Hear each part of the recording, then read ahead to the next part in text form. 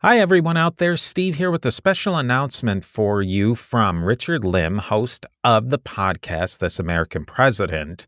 Richard is a fellow member of the Parthenon Podcast Network. November 22nd marked the 60th anniversary of the assassination of President John F. Kennedy. To commemorate this pivotal event in American history, learn more about Kennedy's 1963 Texas visit and re-election campaign, his assassination and legacy, you can listen to this excerpt from This American President. This American President is a fantastic podcast, and I highly recommend you follow the links in the show notes to listen to the full episode and learn how to listen and subscribe. Thanks for joining me today, and I will talk to you next time.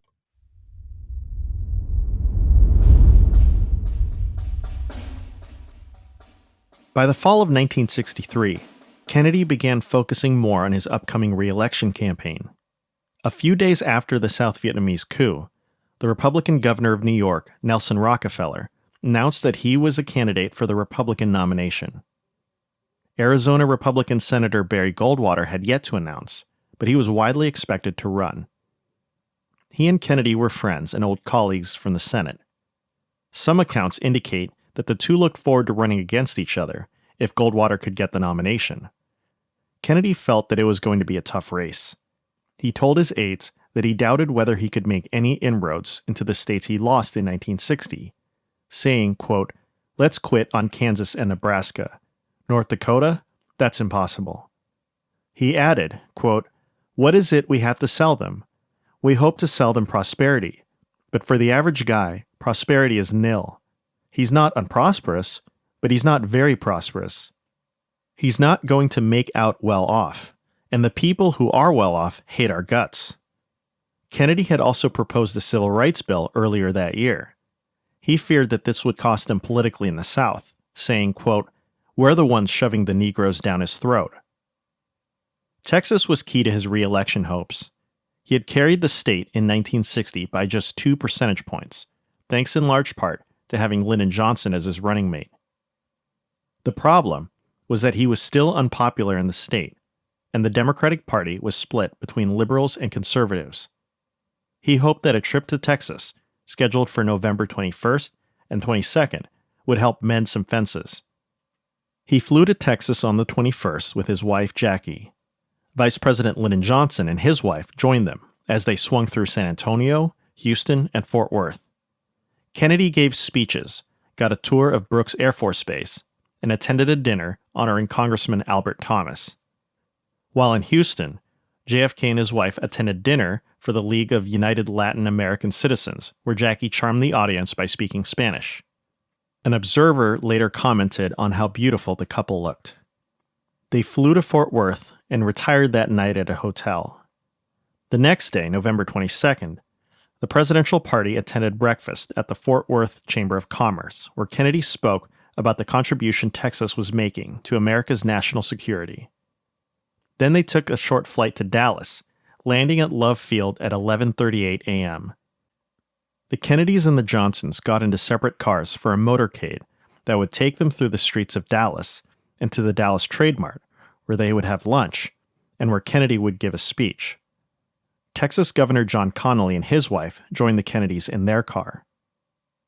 Since Kennedy was unpopular in Texas, there was concern that he might be given a hostile welcome by hecklers. There was also some concern that he might be in some sort of physical danger. Adlai Stevenson had visited Dallas a few weeks earlier and was confronted by an aggressive crowd that spat on him. One woman struck him with a placard. Just before the trip, Kennedy said, quote, "We're heading into nut country."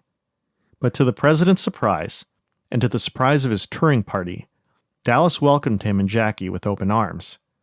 Thousands of people filled the streets to see them, smiling and waving as the motorcade passed by. A wonderful welcome having been given to the president here in downtown Dallas. It was quite a spectacle, one that Dallas won't see for a long time to come. And any fears that might have existed in the minds of some about the alleged small handful of people who might have launched severe demonstrations to mar the president's visit, these were apparently unjustified, or at least taken care of in good order by the Dallas Police Department, who had such a tremendous force in evidence at the downtown areas and all over the city of Dallas as the motorcade moved through, that there was no danger whatsoever and none in evidence of adverse reactions to the president's visit. A completely overwhelming welcome for the president. Now, this is Bob Huffaker in downtown Dallas, returning you to Jay Hogan at KRLD. At around 12:30 p.m., near the end of the trip to the Trade Mart, the motorcade approached Dealey Plaza. Noting the warm reception, Mrs. Connolly turned to Kennedy and said, quote, "Mr. President, you can't say that Dallas doesn't love you." In his distinct Boston accent, he replied, quote, "No, you certainly can't." Just moments later, a man aimed a rifle at Kennedy and pulled the trigger. The bullet ripped through the air and hit its mark. President Kennedy and Governor John B. Connolly of Texas have been cut down by an assassin's bullet as they toured downtown Dallas in an open automobile. The president, his limp body cradled in the arms of his wife, was rushed to Parkland Hospital.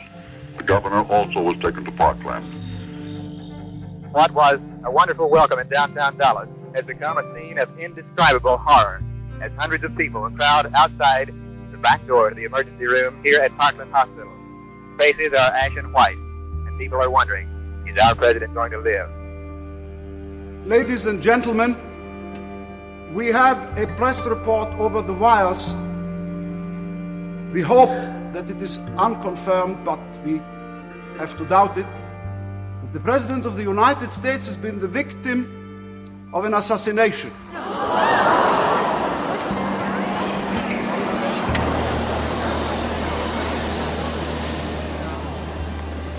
We will play the funeral march from Beethoven's Third Symphony.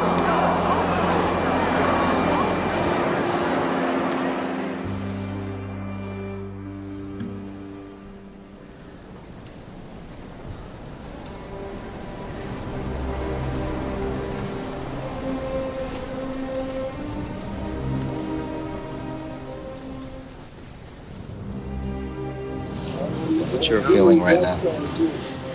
I really couldn't say. Really, right now I just don't know what to do.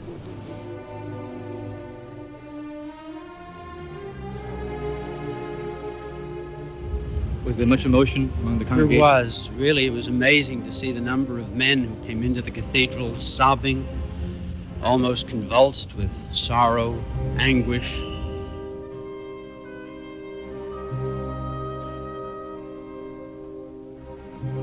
But all we can do now is pray for him, and it's about all we can do. An entire loss to the world. It's hardly believable.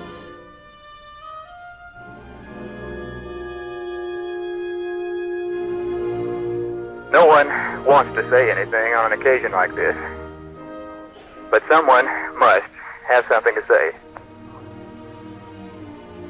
Mr. Wright, do you have something to say?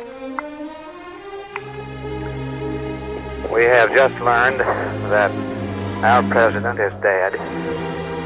This is a sad day, a day of grief, a day of shame for this land. That anyone would hate, that anyone would seek to kill the President of the United States. We must strive anew to rebuild our faith and our hope. May merciful God console his loved ones and his family. May that same God bless this land, that from this moment of such deep grief, we may rebuild in faith and not in fear, and love and not in hate. I know the nation mourns and will deeply mourn, those of us who were with him today when he was so alive, so buoyant, so outgoing, exposing himself to the public, will never forget this experience and will always remember him as the president who went to the people, not fearing to expose himself, his person, his safety, his own repose, to his land and his people.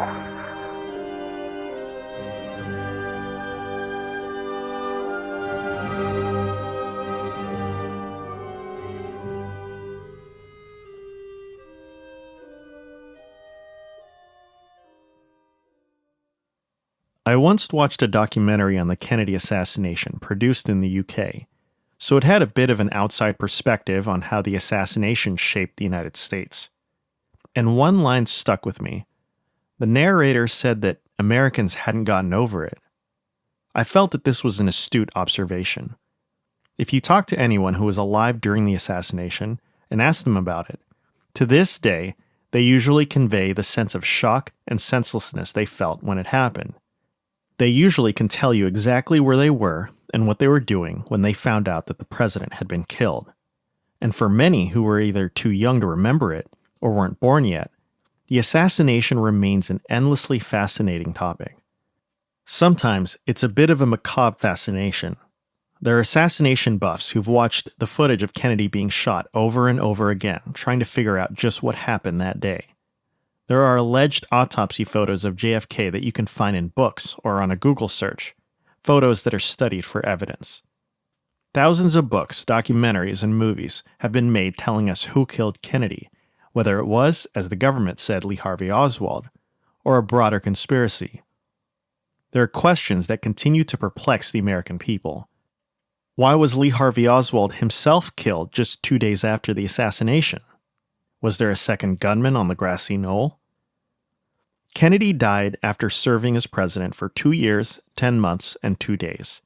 He was 46 years old, the shortest lifespan for any American president. His death cut short a presidency that was still in the making, with many goals and initiatives left undone. It would fall upon his successor, Lyndon B. Johnson, to see these goals accomplished. The trauma and unique circumstances of Kennedy's assassination would leave a deep imprint on the psyche of the American people. They remember Kennedy's thick Boston accent and his soaring eloquence. They remember his charisma and the glamour surrounding him and his family. They recall images of him and his beautiful wife, and him playing with his young children. But they also remember the darker side of the Kennedy years. They hear about the accusations against him and his family, that his father was a bootlegger, and that he stole the 1960 election. They remember the affairs. They picture Marilyn Monroe singing Happy Birthday to him on national television. They see books being published by women, even over half a century after his death, that reveal yet another one of Kennedy's extramarital affairs. They remember the scandals that rocked his family even after his death, that his brother Teddy drove his car off a road in Chappaquiddick, and while Teddy managed to get out of the car, left a young woman to drown. They remember the haunting images of JFK in Dallas, with Jackie next to him in her pink suit, shaking hands with the crowds and riding in the motorcade. They've seen the footage of him getting shot. They remember the image of little John saluting his father's casket. These images, perhaps, are the biggest imprint Kennedy left in the collective memory of the American people. They are, perhaps, more vivid than anything Americans remember about other presidents, like Dwight Eisenhower, and even more recent ones, like George H.W. Bush. Kennedy was one of the most popular presidents of all time. He still holds the highest approval average in Gallup polling, at 70%. Compare that to Ronald Reagan's average at 53% and Bill Clinton's at 55%, both two-term presidents. And that popularity has lasted. When Gallup polled a sample of Americans in 2010 on their feelings towards recent presidents, Kennedy rated the highest with an 85% approval rating. Reagan came in second with 74%, while Kennedy's 1960 opponent, Richard Nixon, polled lowest at 29%. But you have to wonder, how much of his popularity comes from what Kennedy actually did versus what he represented and what feelings he evoked in the American people? Part of it might have to do with the way history turned out after his death. His successor, Lyndon Johnson, achieved much of Kennedy's domestic goals, passing a tax cut, and civil rights legislation, but he also escalated American involvement in Vietnam. The result was a stalemate, with tens of thousands of Americans dead, dividing Americans across the country. Soon, assassinations took the lives of Martin Luther King Jr. and Bobby Kennedy. Then Richard Nixon took office, who, despite his foreign policy successes, saw his presidency crumble due to Watergate. Both the war and Watergate would deeply erode the American people's trust in their government institutions and their leaders. The traumas of the 1960s and 70s, the upheavals, the assassinations, the scandals, all of these things led Americans to look back at what happened before with a sense of nostalgia. They remembered the days when Kennedy was in the White House. His assassination seemed to mark a turning point from an era of optimism to one of chaos and confusion. Kennedy obviously didn't have a chance to complete the things he started. The high hopes he inspired in 1960 were left unfulfilled. Whether he would have fulfilled them is a question that historians continue to debate. Kennedy's assassination robbed him of the chance to realize his vision, but it also shielded him from the possibility of failure and disappointment. There are many examples of leaders coming into office with great aspirations, but who leave office with a sense of unfulfilled promise, a sense that the hype didn't match the reality. Had Kennedy lived, would that have been the case? And if so, is his legacy actually enhanced by his violent death? On the evening of November 22, 1963, just hours after President Kennedy died, David Brinkley summed up that extraordinary and tragic day. It has all been shocking, but perhaps one element in the shock was the speed. By the Washington clock, at a little after 1 o'clock this afternoon, President Kennedy was about as alive as any human being ever gets. Young, strong, vigorous, looking forward to, no doubt, 5 more years, he hoped, of leadership in this country and of the Western world. His wife, young, beautiful, looking very happy, was beside him and seeming to be having a wonderful time and leaning across the back seat of the car to say to him, "You can't say Dallas hasn't been friendly to you." That was a little after 1 o'clock. 5 hours later, at 6 o'clock, Mr. Kennedy had been murdered. Lyndon Johnson was President of the United States. Mrs. Kennedy was a widow, brave and composed one that nobody could fail to admire. All of them were back in Washington, returning in the same airplane that took them to Texas to an incredible tragedy. The sheer speed of it was just too fast for the senses. In about 4 hours, we had gone from President Kennedy in Dallas alive to back in Washington dead, and a new president in his place. There is no more news here tonight, and really no more to say, except that what has happened today has been just too much, too ugly, and too fast.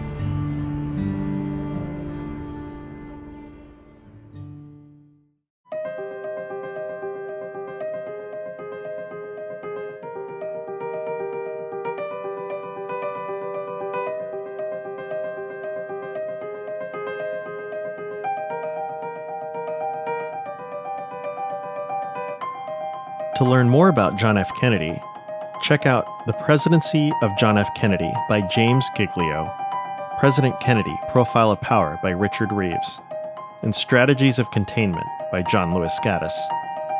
This American President is produced by myself, Richard Lim, and Michael Neal.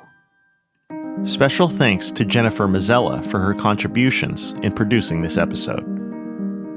If you like what you've been hearing, you can help us by leaving us a 5-star review on Apple Podcasts or wherever you listen to our show. I'm Richard Lim. We're back next time with more This American President.